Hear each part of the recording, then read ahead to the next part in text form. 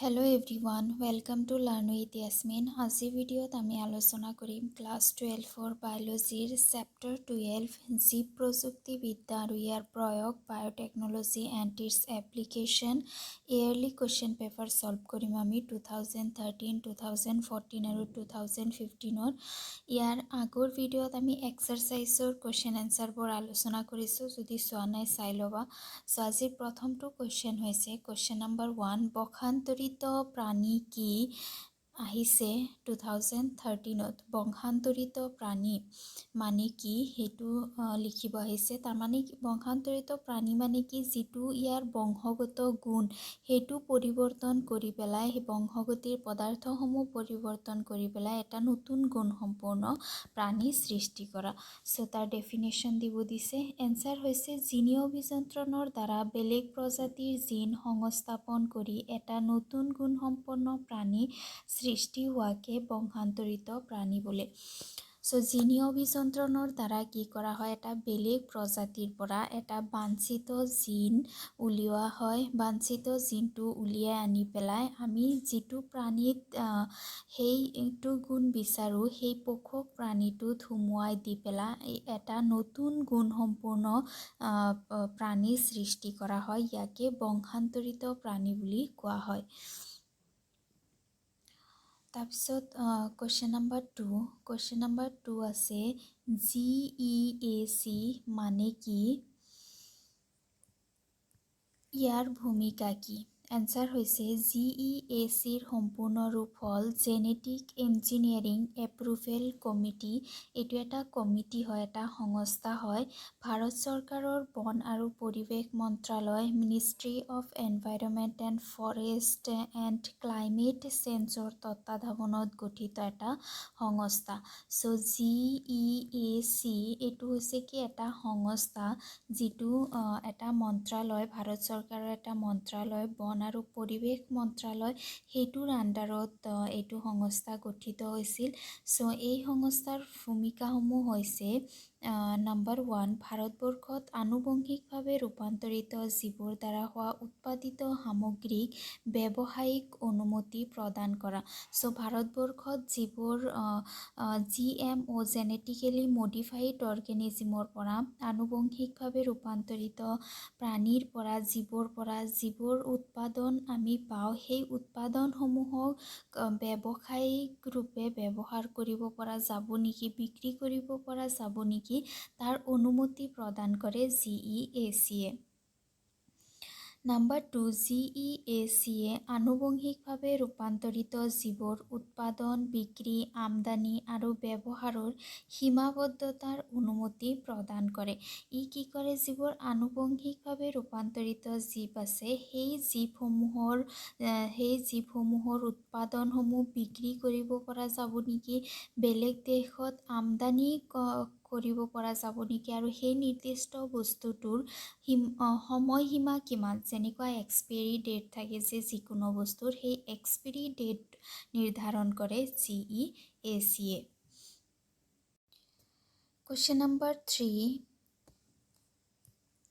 জীৱ প্ৰযুক্তিবিদ্যাৰ এটা অন্যতম উদ্দেশ্য হৈছে কৃষি কাৰ্যত কীটনাশকৰ ব্যৱহাৰ হ্ৰাস কৰা আৰু জীৱ প্ৰযুক্তিবিদ্যাৰ জৰিয়তে কিদৰে কীট প্ৰতিৰোধী শস্য সৃষ্টি কৰিব পাৰি ব্যাখ্যা কৰা 2013ত আহিছে সো জীৱ প্ৰযুক্তিবিদ্যাৰ এটা উদ্দেশ্য এটা এইম হৈছে কি যে এই ৰাসায়নিক কীটনাশক যিবোৰ আছে সেইবোৰৰ ব্যৱহাৰ কম কৰা আৰু এনেকুৱা ধৰণৰ শস্য সৃষ্টি কৰা যিবোৰত কীটনাশকৰ প্ৰয়োজন নহয় গতিকে জীৱ প্ৰযুক্তিবিদ্যাৰ জৰিয়তে এই কীট প্ৰতিৰোধী কিছুমান শস্য সৃষ্টি কৰা হৈছে সেই কীট প্ৰতিৰোধী শস্যসমূহৰ কেনেদৰে কৃতকাৰ্যতা লাভ কৰিছে সেই শস্যসমূহৰ পৰা সেই বিষয়ে লিখিব গৈছে সো এনসাৰ হৈছে কৃষি কাৰ্যত ৰাসায়নিক সাৰ ব্যৱহাৰ ব্যয়বহুল আৰু ই পৰিৱেশো প্ৰদূষিত কৰে কৃষি কাৰ্যত আগৰে পৰা কি কৰা হৈছে ৰাসায়নিক সাৰ কেমিকেল পেষ্টিসাইড এইবোৰ ফাৰ্টিলাইজাৰ তাৰপিছত ইনসেক্টিসাইড এইবোৰ ব্যৱহাৰ কৰা হৈছে যেটো বহুত মূল্যৱান হয় লগতে পৰিৱেশো প্ৰদূষণ কৰে সেইবাবে কৃষি কাৰ্যত জীৱ প্ৰযুক্তিবিদ্যাৰ এটা বিষয় হৈছে কীট প্ৰতিৰোধী শস্যৰ সৃষ্টি কৰা যাতে ৰাসায়নিক কীটনাশকৰ ব্যৱহাৰ কমি আহে। সেইকাৰণে যেতিয়া জৈৱ প্ৰযুক্তিবিদ্যাৰ ব্যৱহাৰ আহিলে তাৰ এটা এইম হ'ল যে কীট প্ৰতিৰোধী শস্য যাতে সৃষ্টি কৰিব পৰা যায় যাতে খৰচ কম হয় আৰু কীট পতংগও নষ্ট কৰিব নোৱাৰে তেনেকুৱা ধৰণৰ শস্য সৃষ্টি কৰা। কীট প্ৰতিৰোধী শস্যৰ উদাহৰণ হ'ল বিটি কপাহ, বিটি গোমধান, ধান, বিলাহী, আলু, বেঙেনা আদি। এনেকুৱা ধৰণৰ কীট প্ৰতিৰোধী কিছুমান শস্যৰ উদাহৰণ দিয়া আছে আৰু এই কীট প্ৰতিৰোধী শস্যবোৰ বেচিলাছ থুৰিঞ্জিয়েচিছ নামৰ বিষ সৃষ্টি কৰা বেক্টেৰিয়াৰ পৰা সৃষ্টি কৰা সম্ভৱ হৈছে। এই কীট প্ৰতিৰোধী যিমানবোৰ শস্য আছে বহুত শস্য আজিকালি কীট প্ৰতিৰোধী আছে আৰু এইবোৰ সৃষ্টি কৰিব পৰা গৈছে বেচিলাছ থুৰিঞ্জিয়েচিছ নামৰ এবিধ বেক্টেৰিয়াৰ পৰা। সেই বেক্টেৰিয়াবিধত এবিধ বিশেষ ধৰণৰ বিষ থাকে, সেই বিষটোৱে কীট পতংগ প্ৰতিৰোধ কৰিব পাৰে। বেচিলাছ থুৰিঞ্জিয়েচিছক শ্বৰ্ট ফৰ্মত BT বুলি কোৱা হয়।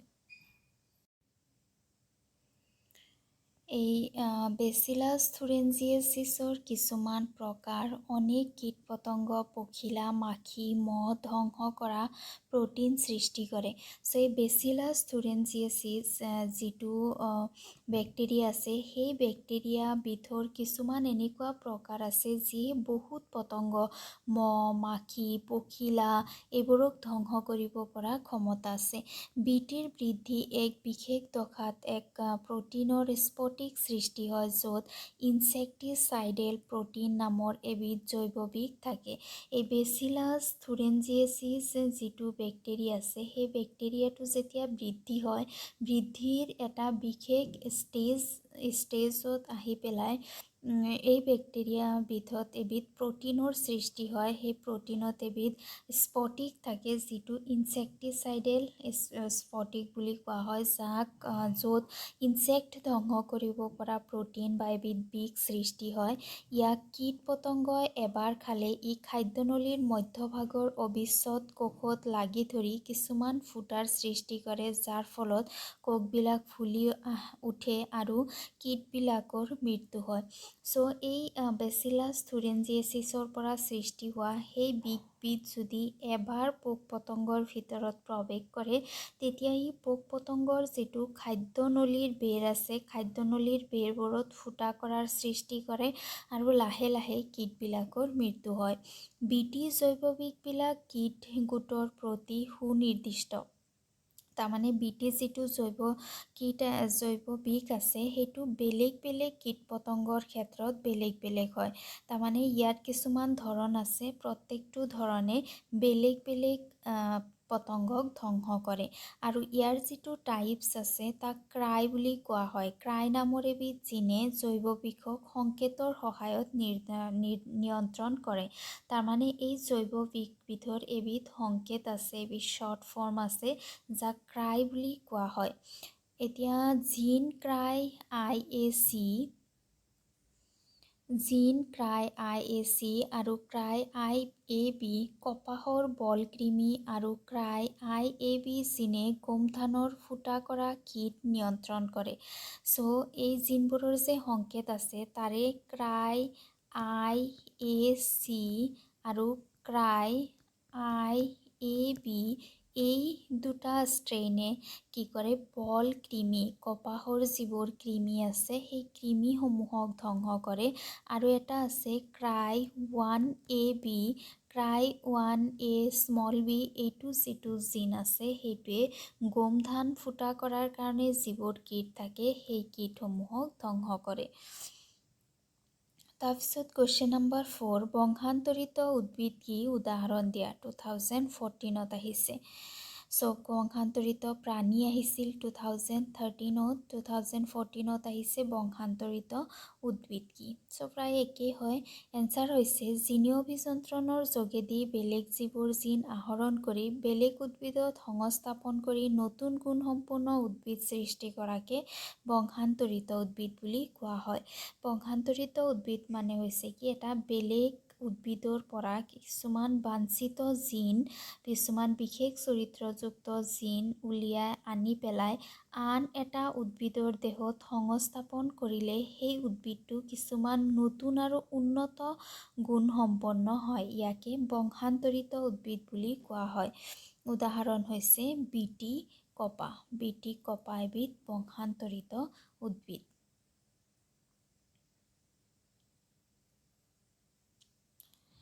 তাৰপিছত হৈছে কুৱেশ্যন নম্বৰ 5, PCR কৌশলৰ মূলনীতি কি? আণৱিক নিদানত PCRৰ ভূমিকা উল্লেখ কৰা। 2014ত আহিছে। PCR এটা পদ্ধতি হয়। ইয়াৰ মূল নীতি কি, ইয়াৰ মূল উদ্দেশ্য কি আৰু আণৱিক নিদানত PCRৰ ভূমিকা কি? এনচাৰ হৈছে PCR হৈছে পলিমাৰেজ চেইন ৰিয়েকশ্যন। PCRৰ ফুল ফৰ্ম হৈছে পলিমাৰেজ চেইন ৰিয়েকশ্যন আৰু ইয়াৰ সহায়ত DNA এটা টুকুৰাৰ পৰা বহুত DNA প্ৰতিলিপি সৃষ্টি কৰা হয়। এই যিটো পলিমাৰেজ যে আছে, পলিমাৰেজটো মনত আছেনে? এটা উৎসেচক আছে পলিমাৰেজ এনজাইম, যিয়ে DNA প্ৰতিলিপি সৃষ্টি কৰে। চ' পলিমাৰেজ চেইন ৰিয়েকশ্যনত কি হয়, এটা DNA টুকুৰাৰ পৰা বহুত DNA, অগণন DNA টুকুৰাৰ সৃষ্টি কৰিব পৰা যায়। চ' আণৱিক নিদানত PCR এটা গুৰুত্বপূৰ্ণ পদ্ধতি। আণৱিক নিদানৰ কাৰণে, আণৱিক নিদান হৈছে বেমাৰ চিনাক্ত কৰিব পৰা এটা পদ্ধতি আৰু এইটো পদ্ধতিত PCR বহুত গুৰুত্বপূৰ্ণ। কেনেকৈ গুৰুত্বপূৰ্ণ? নম্বৰ 1, এই পদ্ধতিৰ দ্বাৰা বেক্টেৰিয়া, ভাইৰাছজনিত ৰোগ আগতীয়াকৈ চিনাক্ত কৰিব পৰা যায়। যিবোৰ ৰোগ বেক্টেৰিয়া বা ভাইৰাছৰ দ্বাৰা হয়, সেই ৰোগসমূহক আগতীয়াকৈ চিনাক্ত কৰাৰ কাৰণে PCR অত্যন্ত প্ৰয়োজনীয়। নম্বৰ 2, PCR পদ্ধতিৰ দ্বাৰা দেহত বেক্টেৰিয়া, ভাইৰাছৰ পৰিমাণ কম থাকিলেও সিহঁতৰ নিউক্লিক এচিড পৰিৱৰ্ধন কৰি এইবিলাকৰ উপস্থিতি চিনাক্ত কৰিব পাৰি। যেতিয়া কোনো ব্যক্তিৰ ৰোগ হয়, ৰোগটো যেতিয়া তাৰ লক্ষণ ধৰা পৰে তেতিয়াহে চিনাক্ত কৰিব পৰা যায় আৰু তেতিয়ালৈকে ৰোগটো গোটেই শৰীৰতে বিয়পি পৰে। কিন্তু PCR পদ্ধতিৰ দ্বাৰা বা আণৱিক নিদান পদ্ধতিৰ দ্বাৰা ৰোগটো অকণমান হোৱাৰ পিছতে এইটো ৰোগৰ DNAটোৰ সংখ্যা বৃদ্ধি কৰাই পেলাই ৰোগৰ উপস্থিতি গম পাব পৰা যায়। তাৰপিছত নম্বৰ 3 হৈছে HIV সংক্ৰমণ ধৰা পেলাবলৈ PCR পদ্ধতি ব্যৱহাৰ কৰা হয়। এতিয়া HIV যিটো ৰোগ আছে, HIV ৰোগটো বহুত ভয়ানক ৰোগ হয়। HIV ৰোগৰ কোনো বিশেষ চিকিৎসা নাই। গতিকে এইটো ৰোগ অকণমান হোৱাৰ আগতে এইটো ৰোগ ধৰা পেলোৱাটো অত্যন্ত প্ৰয়োজনীয় আৰু PCR পদ্ধতিৰ সহায়ত এইটো ৰোগ ধৰা পেলাব পৰা যায়। আৰু এইটো ৰোগত যিহেতু ইমিউনিটি উইক হৈ যায়, সেইকাৰণে এইটো ৰোগৰ আগতীয়াকৈ চিনাক্ত কৰাৰ কাৰণে আণৱিক নিদান পদ্ধতিত PCR পদ্ধতি ব্যৱহাৰ কৰি পেলাই এই ৰোগ ধৰা পেলাব পৰা যায়। নম্বৰ 6, বংশান্তৰিত গাই ৰজিৰ গাখীৰৰ বিশেষত্ব কি? প্ৰথম যিটো বংশান্তৰিত প্ৰাণী আছিল সেইটো আছিল এবিধ গৰু আৰু গৰুজনীৰ নাম আছিল ৰজি। এই ৰজিৰ যি গাখীৰ সৃষ্টি হৈছিল, সেই গাখীৰৰ বিশেষত্ব কি আছিল? 2015ত আহিছে। এনচাৰ হৈছে বংশান্তৰিত প্ৰথম প্ৰাণী আছিল ৰজি নামৰ গাইজনী। ৰজিৰ গাখীৰত আলফা লেক্ট এলবুমিন যুক্ত আছিল, যাৰ বাবে ই মানুহৰ বাবে বেছি পুষ্টিকৰ। এতিয়া আলফা লেক্ট এলবুমিন এইটো মানৱ গাখীৰত পোৱা এবিধ এলবুমিন আৰু যিটো ৰজি আছিল বংশান্তৰিত প্ৰাণী, এই ৰজিৰ দেহত এনেকুৱা জিন সুমুৱাই দিয়া হৈছিল যিয়ে আলফা লেক্ট এলবুমিন সৃষ্টি কৰিব পাৰে।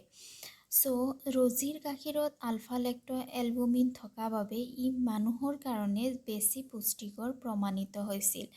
কুৱেশ্যন নম্বৰ 7, GMO মানে কি? এনচাৰ GMO হ'ল জেনেটিকেলি মডিফাইড অৰ্গেনিজিম, আনুবংশিকভাৱে ৰূপান্তৰিত জীৱ। GMO মানে হৈছে কি? আনুবংশিকভাৱে ৰূপান্তৰিত জীৱ, জেনেটিকেলি মডিফাইড অৰ্গেনিজিম। তাৰমানে ইয়াৰ যিবোৰ বংশগতিৰ পদাৰ্থ আছে, সেই পদাৰ্থসমূহত কিছুমান পৰিৱৰ্তন কৰি পেলাই নতুন জীৱ কিছুমান সৃষ্টি কৰা হৈছে। ইয়াক জিনীয় অভিযন্ত্ৰণৰ যোগেদি দুটা বেলেগ জীৱৰ জিন সংস্থাপন কৰি নতুন গৌণসম্পন্ন জীৱ সৃষ্টি কৰা হয়। এই পদ্ধতিত কি কৰা হয় যে এটা প্ৰজাতিৰ বা এটা প্ৰাণীৰ পৰা বাঞ্ছিত জিন এটা উলিয়াই আনি পেলাই আন এটা প্ৰাণীৰ দেহত সংস্থাপন কৰা হয়, যাতে সেইটো প্ৰাণী উন্নত গুণসম্পন্ন সৃষ্টি হয়। ইয়াকে জিএমঅ বা আনুবংশিকভাৱে ৰূপান্তৰিত জীৱ বুলি কোৱা হয়। তাৰপিছত কুৱেশ্যন নম্বৰ 8, আনুবংশিক বা জিনীয়ভাৱে ৰূপান্তৰিত শস্য কি? উদ্ভিদ গল, তাৰপিছত প্ৰাণী গল, এইবাৰ আহিছে শস্য কি আৰু ইয়াৰ অসুবিধাসমূহ উল্লেখ কৰা। 2015ত আহিছে। এনচাৰ হৈছে জিনীয় অভিযন্ত্ৰণৰ দ্বাৰা বাঞ্ছিত জিন সংস্থাপন কৰি নতুন আৰু উন্নত গুণসম্পন্ন শস্য সৃষ্টিকে আনুবংশিকভাৱে বা জিনীয়ভাৱে ৰূপান্তৰিত শস্য বুলি কোৱা হয়।